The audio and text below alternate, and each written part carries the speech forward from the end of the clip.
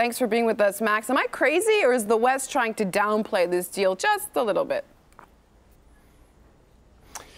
Well, Anissa, what we're seeing here is a transition from the petrodollar to the petro-ruble. So for decades now, the price of oil and gas has been priced in U.S. dollars. With this $400 billion deal with China, we now see a shift of the pricing in energy going toward Russia and China. This means the U.S. dollar as world reserve currency, its days are numbered. And this is also manifest in the actions by Russia this past month to almost quadruple their purchase of gold. So Russia's been buying gold every month for several years. They have now quadrupled that monthly purchase because they're getting ready for the time when the U.S. dollar starts to rapidly lose value against other currencies. Gold will start to be marked up aggressively. So both China and Russia have been buying gold. They're now going to price energy in something other than the U.S. dollar. So this is really the dawn of the petro-ruble. They couldn't agree, Moscow and Beijing, on a price for a really long time, and it's still a so-called commercial secret. Why? Can you repeat the question? They're calling it a commercial secret, the actual precise price of this gas flowing to China. It's a big deal, of course, but why can't we know the exact price? What does that mean between for China and Russia, how close they are, how maybe they don't want to release that to the West? I mean, is this a protocol? Well, the price that they negotiated, whether I think Russia was looking for $400 per 1,000 cubic meters. Russia is looking for $360 per 1,000 cubic meters. So there was some last-minute haggling over price. It's a multi-year deal. It's China's got to pay whether they take delivery of the gas or not.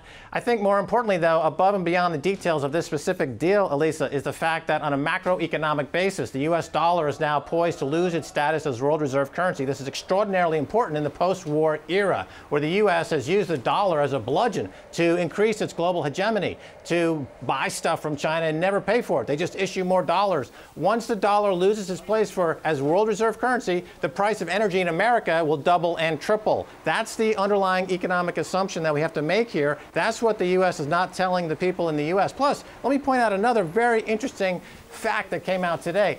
All the fracking that's going on in California, 2/3 of America's fracking, and remember, fracking is going to be their answer to this deal between Russia and China to supply them with energy. Well, it turns out, according to today's report, that the estimate of the amount of gas that California will generate through its fracking fields has been overstated by 96%.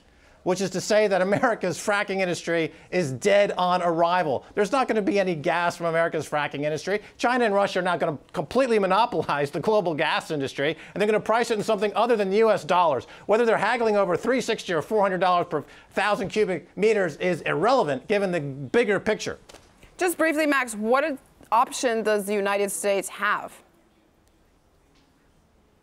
What options do they have? Their options for the last few decades has been to bomb and take. That's been their options. That's been the Americans' oil policy, has been to use the Pentagon and the dollar as instruments of global hegemony to secure the world's oil supply. You see this happening in Africa, where the U.S.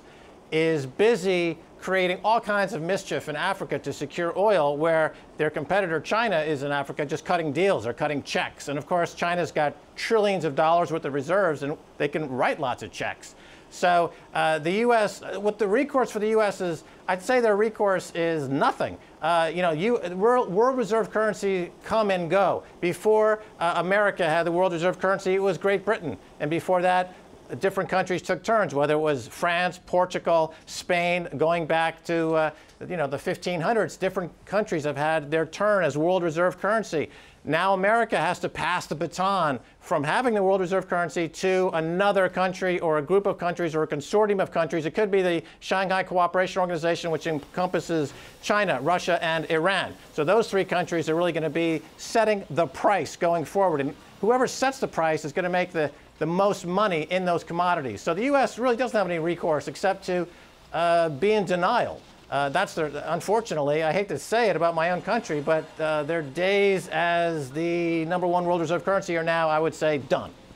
Max Keiser, thanks so much for being in the Now.